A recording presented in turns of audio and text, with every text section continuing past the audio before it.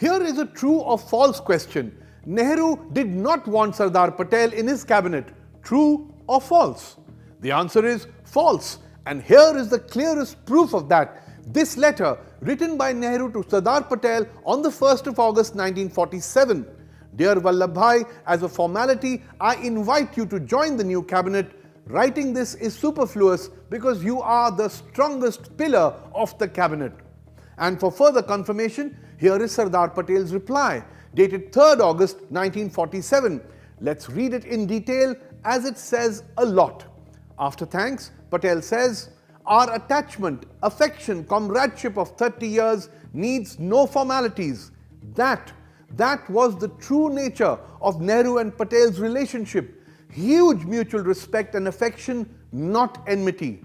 Patel then writes, my services will be at your disposal for the rest of my life. You will have my unquestioned loyalty and devotion because no man in India has sacrificed as much as you have.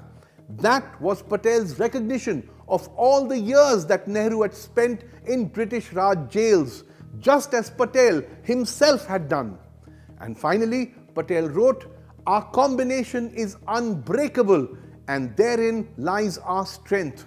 This was the core of the Nehru-Patel bond, who had been fellow congressmen, fellow freedom fighters for decades. 12 days after Patel's letter to Nehru on 15th August, as Nehru became Prime Minister, his close brother-in-arms Sardar Patel became India's Deputy Prime Minister and Home Minister.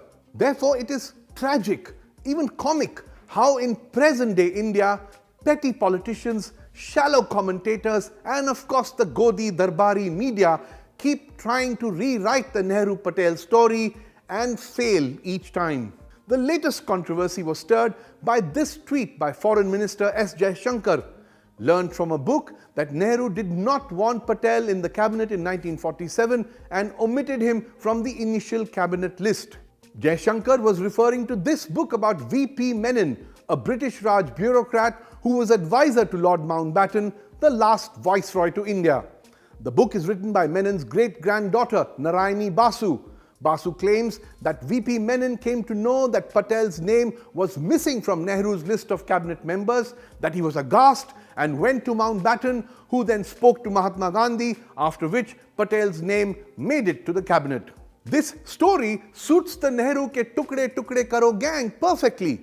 It suggests a power-hungry Nehru leaving out his arch-rival Patel to grab all the power and glory in the new free India. The perfect hammer to further wreck Nehru's reputation with.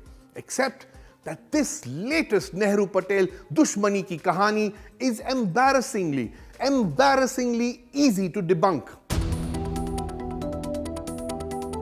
Firstly, Narayani Basu, the author of the V.P. Menon book, attributes her information to an interview given by Menon to an author, Harry Hodgson. But Hodgson himself accepts that V.P. Menon did not mention how he came to know that Patel's name was not in Nehru's cabinet list. He named no document, no source. Why? We don't know. Basu also writes that in March 1970, Hodgson asked Mountbatten himself about this. And here is what Mountbatten said. This story does ring a very faint bell with me. I have a feeling this was such a hot potato that I probably just mentioned it to Nehru at tea time and made a point of not recording it anywhere.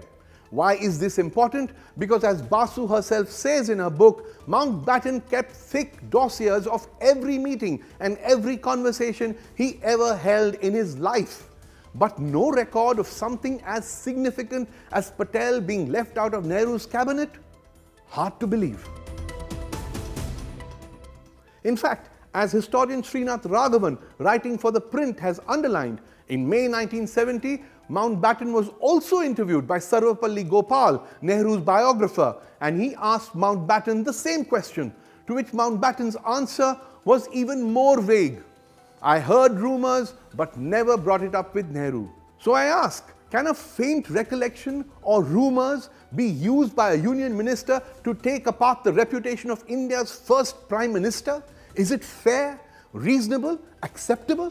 Especially when against faint memories and rumours, there are these actual letters written by Nehru, asking Patel to join India's first cabinet, calling Patel the strongest pillar of that cabinet, on record. Actual letters written back by Patel confirming that he will join the cabinet, also underlining the incredibly enduring relationship that Patel and Nehru shared. There are other letters too. For instance, this letter dated 30th July 1947 from Nehru to Patel, discussing cabinet formation. Nehru telling Patel that Ambedkar had agreed to join the cabinet, reminding Patel to speak with Shyama Prasad Mukherjee to confirm his joining of the cabinet, and discussing other names. Clearly, Patel was integral, central to the evolution of free India's first cabinet of ministers. There are also these two letters dated 19 July 1947 and 4th August 1947, both from Nehru to Mountbatten, listing the names of cabinet members. In both, Sardar Patel's name is right on top. And yet, here we are swallowing conjecture and rumor and allowing two national icons to be reduced to bickering daily soap opera characters. Did Nehru and Patel have differences? Sure they did, and those are documented too. Over the nature of the civil services, over going to the UN, over Kashmir, over the choice of Rajendra Prasad as India's first president. But none of these prevented Nehru and Patel from working together as a team till Patel's death in 1950, respecting each other till the end.